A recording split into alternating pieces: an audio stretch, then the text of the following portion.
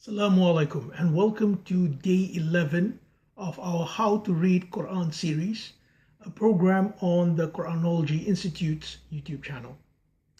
Today I'd like to talk to you about understanding the meaning of Quranic words. Now, once again, you may think, wait a minute, what's the problem with this? All you have to do is open a translation and you'll attain meanings of words.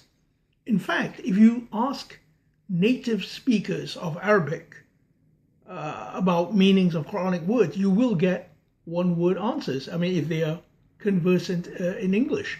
I mean, I actually did ask some Arab academics about the meanings of certain words, and I got very literal, very one-dimensional translations. For example, the word deen.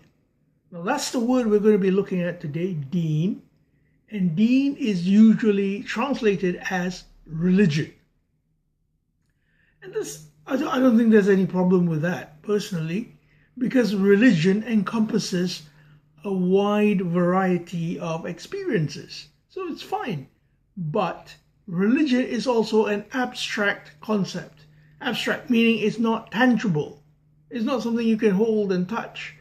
So when you express it, you will have to be more specific as to what kind of religion you are referring to. In fact, people say football is a religion, for example. So today we'll look at the occurrences of this word deen. I will post the link to corpus.quran.com so that you can have a full list of the words deen, and you will see that deen has a very deep meaning. For example, the root of deen, dalyanun, the letters in Arabic, they are connected to the word dain, which means to transact with something. It's more of a financial kind of transaction. Tadayantum is to have a contract. You have a contract. Tadayan, to make a contract. Medina is a place where there is a deen. You see, so, and yadinun means to contract, to have a contract of power. In other words, someone has a power over you. And that's because it's related to other words, which I will explain in a bit as well. So, if you go through the occurrences of the word deen, as per the corpus, which I post the link for you below, you will see that the first occurrence of the word deen is in Fatiha itself. So it's a key word. Chapter 1, verse 3, Malik Yawmiddin, Yawm ad-Din. What does the deen signify here? It links the previous verses, which talks about the Rabb, the Lord, Ar-Rahman, Ar-Rahim, the two essential functions, or the two essential names of Allah. And the next verse, which is ibadah, or servitude, you are serving Allah, and Allah giving you the Sirat al-Mustaqim. So the deen is your link to Allah. As you can see, the meaning goes far beyond religion. It's something which is rather deep. Then we go on to Al-Baqarah.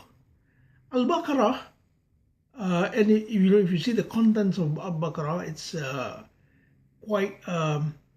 it's a very important theme in Quran, which is providing the utopia of humankind. And if you look at Baqarah verse 132, that's the first occurrence of the word deen in Baqarah. It says, وَوَصَّى بِهَا Ibrahim banihi. So Ibrahim instructs with it, with what? With the previous passage, to his children. وَيَعْقُوب, and so does Yaqub. Ya baniya, O my children, inna Allah astafa lakum ad-din. Verily Allah has chosen for you ad-din. فَلَا تَمُوتُنَّ إِلَّا وَأَنْتُمْ مُسْلِمُونَ. So do not die except as Muslimun. One people who do wholeness and soundness. So you see, the deen with Allah entails that you become whole and sound, or instigators of wholeness and soundness. How do we know this? Well, have a look at the previous passage. The passage actually starts with verse 122, so about 10 verses or 11 verses prior. And it talks about Ibrahim establishing the system of God, creating a safe space for mankind, providing them with righteous bounties of Allah, and on and on. So in those 10 verses, Allah is describing what Ibrahim had to do and what Allah did as a response to that. And in verse 131, Allah says to him, Aslim, or be whole and sound. And Ibrahim says, Aslamtu li Rabbil Alameen. I make myself peaceful for the Lord of the worlds. Can you see how beautiful, how deep the word deen is? From one word in verse 132, you can link it back to 10 preceding verses, and these 10 verses explicate the meaning of deen. And deen appears many times. I mean, we're talking nearly 100 times, I think. So have a look at the word deen and see how it appears. There are some examples. For example, deen is very connected to ibadah. Chapter 10, verse 104. It says, In kuntum fi shakkim min dini. If you are in doubt about my deen, فَلَا أَعْبُدُ الَّذِي مَا تَعْبُدُونَ مِن دُونِ اللَّهِ. So I do not worship other than Allah, or what you worship other than Allah. So deen is connected with ibadah, or worship, or serve. Dini Malik, chapter 12, verse 76. The Quranic personality Yusuf speaks about the deen of the king, which shows about the system of the king. And that is a real life system, so it actually manifests.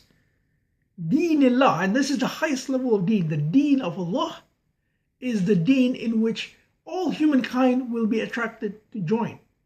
So here you can see deen is not religion, simply because if you say it's religion and it's the religion of Islam as we understand it in the world, fewer people are attracted to join. Not many. I mean, we're talking about maybe 1 out of 5 people. But Deenillah is the system of Allah which is living and provides for humankind. So of course they'd want to join. You see, and it's not a religious entity. It is a systemic entity. You can understand this from chapter 22, verses 25 to 40. You can see how the system is, and people join because it's beneficial for them. That's deen. So deen has gone beyond the concept of religion. So that's an example of how you can grasp a particular Quranic concept. Yes, you can look at the dictionary, you can rely on translations, but look at how Quran uses the words, because it uses the words consistently and profoundly to increase the depth of our understanding. And once we get that word deen, translate it if you must, but if you don't, take it and use it in your own daily interactions. Think about your own deen. Is your deen really with Allah? If so, should it manifest in certain ways, etc., etc. That is the purpose of Quran. The purpose of Quran is to govern your thinking, to give you a conceptual framework through which you may view the world. So many thanks for viewing this video. Inshallah, tomorrow we will be talking about the functions of Quranic personalities. And hopefully there are some interesting points there as well. See you tomorrow, inshallah.